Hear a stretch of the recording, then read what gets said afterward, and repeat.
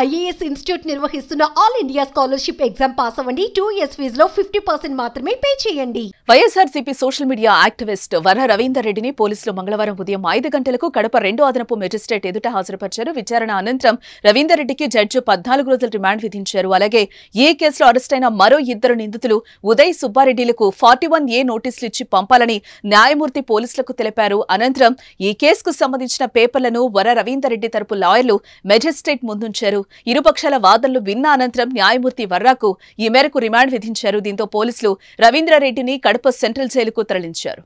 కాగా సోషల్ మీడియాలో హేయమైన భాషను ఉపయోగించి పోస్టులు చేసిన ఎంపీ అవినాష్ రెడ్డి అనుచరుడు జగన్ సతీమణి భారతి పిఏ వర రవీందర్ రెడ్డికి ఉచ్చు బిగుస్తోంది.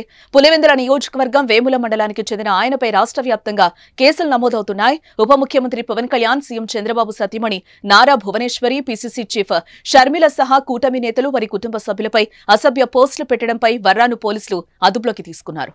ఇక అంతకు ముందు పోలీసుల నుంచి తప్పించుకున్న వర రవీందర్ రెడ్డి కర్నూలు నుంచి తెలంగాణకు పారిపోతూ ఉండగా మహబూబ్ నగర్ జిల్లాలో పోలీసులు అదుపులోకి తీసుకున్నారు.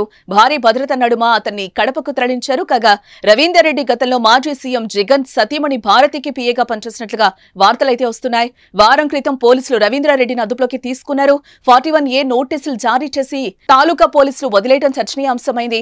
వర అదృశ్యం కావడంతో ప్రత్యేక టీంలను ఎస్పీ ఏర్పాటు చేశారు. ఈ క్రమంలోనే అతన్ని మహబూబ్ నగర్ సరిహద్దుల వద్ద అదుపులోకి తీసుకున్నారు.